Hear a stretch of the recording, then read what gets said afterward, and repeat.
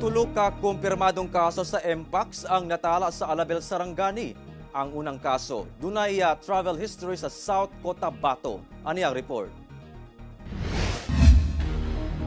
Gibutiyag sa Sarangani Provincial Health Office nga nakatala na og tulo ka kaso sa Mpox ang probinsya ug ang maong mga kaso natala sa Alabel. Ang unang kaso, usa ka 73 anyos nga babayi nga dunay travel history sa Pulumulok, South Cotabato. Nagpa-check up matud pa kini sa Municipal Hospital sa Pulumulok ug na-diagnose nga chickenpox.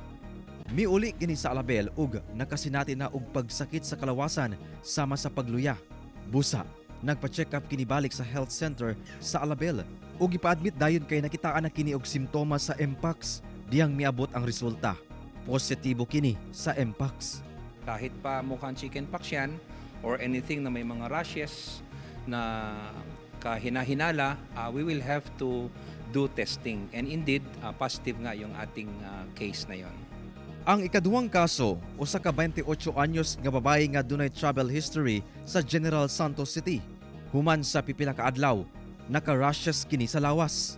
Diyang gireport sa Provincial Health Office, nakitaan na kini og simptomas sa Mpox. Busa gilayon kini gi-isolate o gi-test og nagpositibo sa Mpox. Samtang ang ikatulong kaso, usa ka 37 anyos nga babayi nga walay travel history. Sumala sa PHO, nakatala na sila og 21 ka suspected cases sa Mpox sa probinsya.